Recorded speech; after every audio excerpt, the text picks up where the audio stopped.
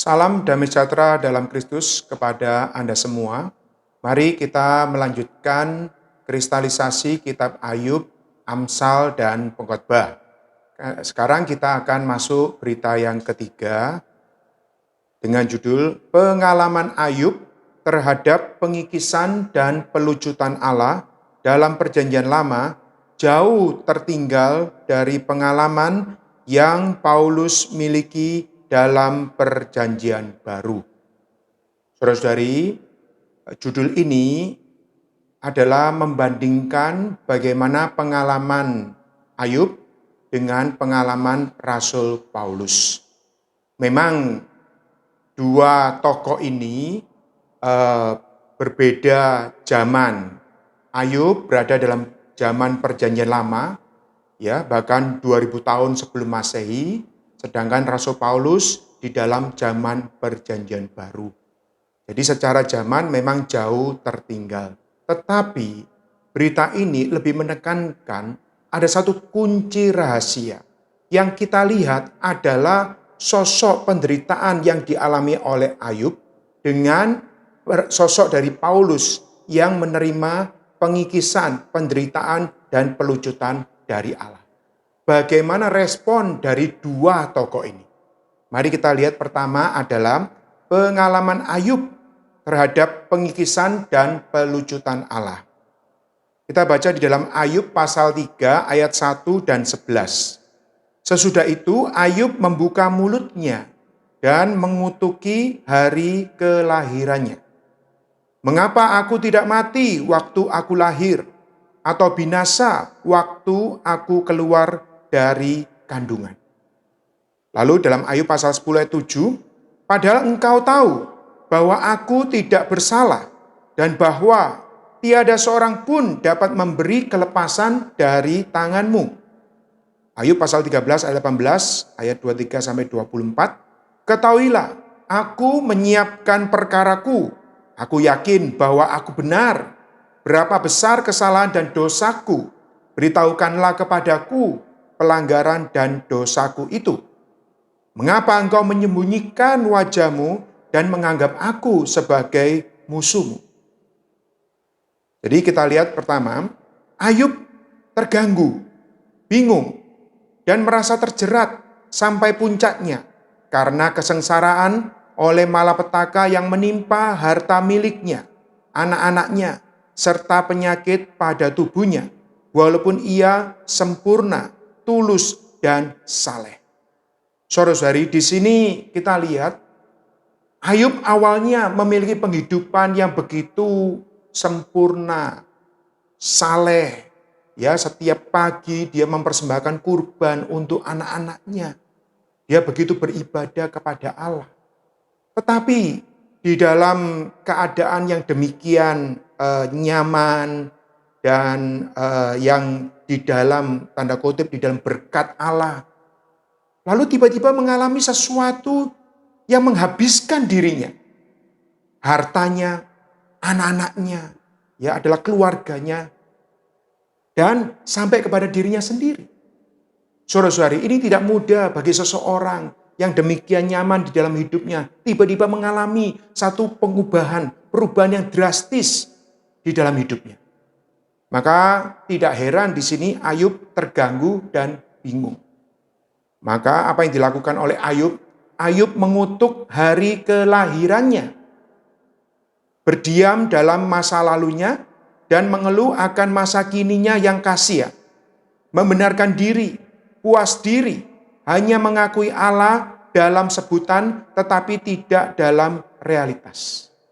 Di dalam Ayub pasal 3 ayat 1, Ayub mengutuki hari kelahirannya. Sama saja juga mengutuki ibunya. Saudara-saudari, mengutuki hari kelahirannya. Satu sisi berarti kita melihat Ayub tidak memahami apa tujuan penciptaan Allah terhadap manusia. Di sisi lain, Ayub mengutuki hari kelahirannya, menunjukkan bahwa Ayub mengakui bahwa hidup manusia itu sia-sia. Hidup manusia kalau tidak tahu apa tujuan Allah terhadap dirinya adalah satu kesia-siaan. Nanti kalau kita sampai di dalam kitab Pengkhotbah, baru kita tahu semua yang di bawah matahari adalah sia-sia. Saudara-saudari, kalau Anda dan saya tidak mengetahui apa tujuan Allah di dalam menciptakan manusia, maka kita sama seperti Ayub, kita akan mengutuki hari kelahirannya. Berdiam dalam masa lalunya dan mengeluh akan masa kininya yang kasihan. Di dalam Ayub pasal 29 ayat 1 dan ayat 30, pasal 30 ayat 31. Di sini Ayub merenungkan nasibnya. Bagaimana dia mengalami semua penderitaan. Ya, Ayub mengatakan, kiranya aku seperti bulan-bulan yang silam, seperti pada hari-hari ketika Allah melindungi aku. Seakan Ayub merasa yang paling enak adalah masa lalunya. Tetapi begitu dia mengalami sesuatu yang berubah, segera dia mengutuk hari kelahirannya. Pun hanya mengakui Allah dalam sebutan, tetapi tidak dalam realitas. Di dalam pasal 10 ayat 7, Ayub mengatakan pada Tuhan, Engkau tahu bahwa aku tidak bersalah. Ayub bukannya dengan rendah hati datang kepada Allah, meminta mohon kepada Allah untuk membelas kasihani, sehingga dia beroleh satu kesempatan untuk mendapatkan diri Allah. Tetapi di sini Ayub malah membela dirinya, puas akan dirinya. Ayub maupun teman-temannya tidak mengenal tujuan penanggulangan Allah terhadapnya.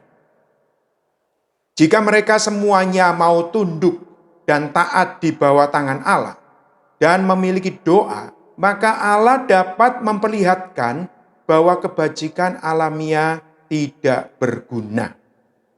Jadi setelah Ayub mengalami penderitaan dan datanglah teman-temannya. Ini menunjukkan bahwa teman-temannya selalu berada di sekitar Ayub. Ya, walaupun Ayub pada waktu sebelum mengalami penderitaan, teman-temannya mungkin juga ikut datang untuk menikmati hari-hari Ayub. Dan begitu Ayub mengalami penderitaan, datanglah teman-temannya. Tetapi apa yang kita lihat di dalam kitab Ayub, terjadi perbincangan antara Ayub dengan teman-temannya dan semuanya adalah perdebatan. Semuanya adalah saling menyalahkan dan saling membenarkan diri. Jadi kita lihat Ayub memiliki teman-teman, tapi sayangnya teman-teman di sini bukannya mendoakan Ayub, memberikan dorongan yang positif, tetapi kebanyakan menyalahkan. Sebaliknya Ayub membenarkan dirinya. Dikatakan tadi Ayub pasal 13, Ayub mengatakan, aku menyiapkan perkaraku, aku yakin bahwa aku benar. Teman-temannya menyalahkan Ayub, Ayub membenarkan diri. Inilah satu perdebatan. Sebaliknya kalau Ayub dan teman-temannya mau taat di bawah tangan Allah dan memiliki doa, maka Allah dapat memperlihatkan bahwa kebajikan alamiah tidak berguna. Di dalam Yesaya pasal 57 ayat 15, ya, Yesaya 57 ayat 15, Tuhan mengatakan bahwa aku bersemayam di tempat tinggi dan di tempat kudus, tetapi juga bersama-sama orang yang remuk dan rendah hati, untuk menghidupkan semangat orang-orang yang rendah hati dan untuk menghidupkan hati orang-orang yang remuk. Kalau Ayub dan teman-temannya mau ditundukkan, mau dengan roh hati yang hancur, datang kepada Allah, sehingga memberikan kesempatan kepada Allah untuk menggarapkan dirinya, maka keadaannya akan berbeda. Saudara-saudari, apakah Anda dan saya saat mengalami satu situasi yang membuat kita galau, di saat itu apakah kita mau menundukkan diri, kita melihat tangan penanggulangan Allah, atau kita malah membenarkan diri? Ayub memerlukan visi surgawi untuk menyelamatkannya dari pemborosan waktu. Saudara-saudari, perdebatan Ayub dengan teman-teman ini adalah pemborosan waktu. Walaupun Allah sabar mendengarkan perdebatan mereka, ya, demikian panjang pasal demi pasal, sampai Allah terakhir berbicara di pasal 38. Tapi kita lihat adalah satu pemborosan waktu. Juga perdebatan ini menambah atau bertambahnya rasa sakit. Kalau memiliki visi surgawi, maka Tidak ada satu perpanjangan dari rasa sakit. Sebaliknya akan diganti dengan rasa sukacita, rasa ucapan syukur. Saudara-saudari, sama dengan hidup kita. Kalau kita di dalam mengalami peristiwa, lalu kita di dalam meronta-ronta, menggerutu, meragukan Tuhan, maka rasa sakit akan bertambah panjang di dalam diri kita. Juga ini adalah perdebatan yang sia-sia. Kalau memiliki visi surgawi, pasti akan mengurangi perdebatan yang sia-sia. Saudara-saudari, visi ini perlu direspon dengan melatih roh, sehingga Ayub dan teman-temannya bisa menjadi kelompok yang bersekutu, yang menjamah dan menerima hayat Allah. Saudara-saudari, dalam hidup gereja, tentunya kita memiliki kelompok doa, kelompok untuk membaca Alkitab, kelompok untuk bersekutu. Saudara-saudari, semoga dalam kelompok kita lebih berkurang perdebatan, membicarakan hal yang di luar, tapi lebih banyak berdoa, lebih banyak saling menyuplai firman, lebih banyak menyuplaikan hayat, lebih banyak menjamah dan menerima hayat Allah. Di dalam Amsal pasal 29:18, tanpa wahyu, maka rakyat akan menjadi liar. Wahyu hari ini ada dalam firman Tuhan. Wahyu hari ini adalah Allah yang berbicara langsung di dalam roh kita. Saudara-saudari, kita memerlukan visi seperti demikian. Di dalam Kisah Rasul 26 ayat 19, Rasul Paulus mengatakan, terhadap visi yang di sorga, tidak pernah aku tidak taat. Artinya Rasul Paulus tunduk di bawah visi ini dan dikendalikan oleh visi sorgawi ini. Dan dalam Wahyu pasal 1 ayat 10, Rasul Yohanes menegaskan bahwa dia melihat visi ini adalah di dalam roh perbauran. Saudara-saudari, hari ini Allah ada di dalam kita, maka kita perlu visi ini secara subjektif mengendalikan hidup kita. Mari kita sekarang melihat bagian yang kedua, yaitu pengalaman Paulus terhadap pengikisan dan pelucutan Allah. Kita melihat dulu dalam 2 Korintus pasal 11 ayat 23 sampai 28. Saudara-saudari, ini adalah kesaksian Rasul Paulus di dalam pelayanannya. Apakah mereka pelayan Kristus? Aku berkata seperti orang gila. Aku lebih lagi. Aku lebih banyak berjeri lelah. Lebih sering di dalam penjara. Didera di luar batas. Kerap kali dalam bahaya maut. 5 kali aku disesa orang Yahudi. Setiap kali 40 kurang 1 pukulan. Kelihatannya waktu dipukul, Paulus menghitung dalam hatinya. 3 kali aku didera. 1 kali aku dilempari dengan batu. 3 kali mengalami karam kapal. Sehari semalam aku terkatung-katung di tengah laut. Dalam perjalananku aku sering diancam bahaya banjir dan bahaya penyamun. Bahaya dari pihak orang-orang Yahudi dan dari pihak orang-orang bukan Yahudi. Bahaya di kota, bahaya di padang gurun, bahaya di tengah laut, dan bahaya dari pihak saudara-saudara palsu. Aku banyak berjeli lelah dan bekerja berat. Kerap kali aku tidak tidur, aku lapar dan dahaga. Kerap kali aku berpuasa, kedinginan dan tanpa pakaian. Dan dengan tidak menyebut banyak hal lain lagi, urusanku sehari-hari yaitu untuk memelihara semua jemaat-jemaat. Saudara-saudari, kalau kita melihat penderitaan yang dialami oleh Rasul Paulus, ini juga tidak kalah beratnya dengan yang dialami oleh Ayub. Walaupun Paulus tidak mengalami penyakit seperti Ayub, tapi Ayub juga tidak mengalami apa yang seperti dialami oleh Paulus. Maka kalau kita lihat perbandingan penderitaan ini, kita lihat Tuhan memiliki satu ukuran, satu takaran. Tuhan tahu kemampuan seseorang untuk bisa menanggung penderitaan demi penderitaan. Tetapi kita lihat bagaimana respon dari Paulus.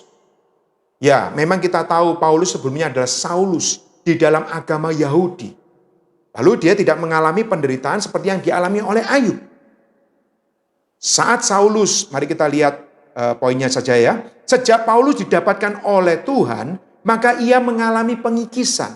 Jadi pengikisan yang dialami oleh Paulus adalah setelah dia ditangkap oleh Tuhan. Maka ia mengalami pengikisan dan pelucutan oleh Allah sebagai seorang tawanan. Namun ia dipenuhi dengan kegirangan dan sukacita. Saudara-saudari, di sini Rasul Paulus mengatakan ya, di dalam Kisah Rasul pasal 9, ya, sejak dia ditangkap oleh Tuhan, dia ditundukkan oleh Allah, dia direbahkan, dia sampai dibutakan. Ayub tidak mengalami kebutaan. Tapi saat itu Paulus mengalami kebutaan selama 3 hari. Dan setelah dia disembuhkan, dia berpaling secara drastis. Dan dimulailah satu pengikisan demi pengikisan, penanggulangan melalui penderitaan yang dialaminya. Tadi di dalam 2 Korintus pasal 11, demikian banyak penderitaan yang dialaminya, tetapi di dalam dia mengalami ini semua, dia dipenuhi dengan kegirangan dan sukacita. Di dalam Filipi pasal 3 ayat 1 dan pasal 4 ayat 1, dia mengatakan bersukacita. Surat Filipi adalah ditulis di dalam penjara. Tetapi dia bisa mengatakan, aku tetap bersukacita. Dan bersukacita di dalam penderitaan karena situasi apapun. Rasul Paulus menyatakan bahwa dia telah disalibkan dengan Kristus, dicetak dalam kematiannya. Memperbesar Kristus, memperhidupkan Kristus. Tidak mengutuki hari kelahirannya. Tidak lebih suka mati, tetapi hidup bagi kemajuan kaum saleh. Kalau Ayub mengutuki hari kelahirannya, dia lebih suka mati. Tetapi kalau Rasul Paulus di dalam Filipi pasal 1 ayat 22 sampai 25, dia didesak di dua pihak. Satu sisi ingin bersama dengan Kristus, itu memang jauh lebih baik menurut dirinya. Ya, karena dia telah mengatakan sebelumnya, bagiku hidup adalah Kristus, mati adalah keuntungan. Jadi kalaupun dia mati, dia merasa untung. Tetapi di pihak lain, dia ada satu pilihan. Bagaimana dia ingin bersama dengan kaum saleh. Adalah untuk apa? Untuk menghasilkan buah. Untuk memberikan suplai hayat. Dan juga untuk membangun bersama-sama dengan kaum saleh. Saudara-saudari, inilah adalah seorang yang telah didapatkan oleh Tuhan dan mendapatkan diri Tuhan. Maka semua situasi penderitaan tidak menggoyahkan iman. Dalam Galatia pasal 2:20, aku hidup, tapi bukan lagi aku sendiri yang hidup, tapi Kristus yang hidup di dalam aku. Saudara-saudari, Rasul Paulus telah memiliki rahasia. Nah, inilah kuncinya saudara-saudari, yaitu memiliki satu rahasia di dalam penderitaannya.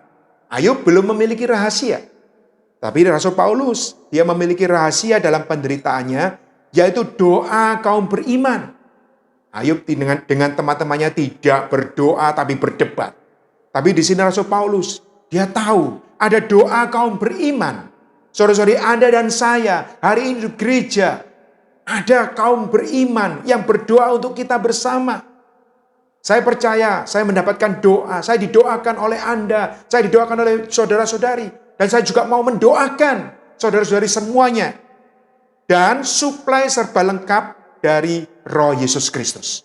Puji Tuhan, hari ini Roh Yesus Kristus adalah satu sumber yang menyuplaikan kita, menyediakan segala hal yang positif.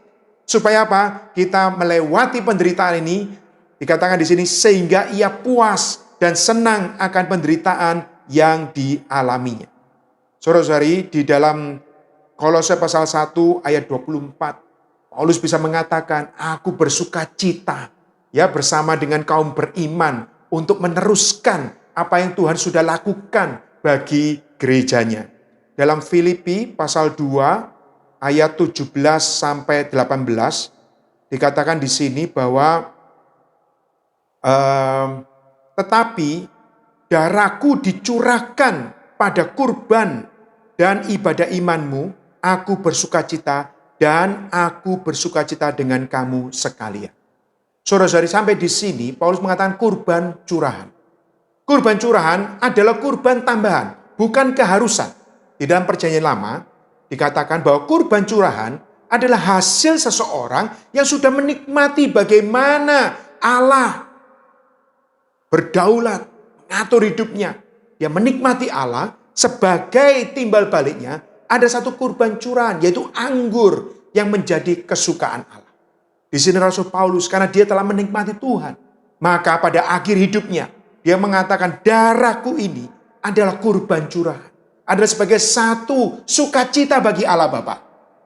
Saudara-saudari, inilah seseorang yang telah mengalami Tuhan sehingga ia puas walaupun mengalami penderitaan.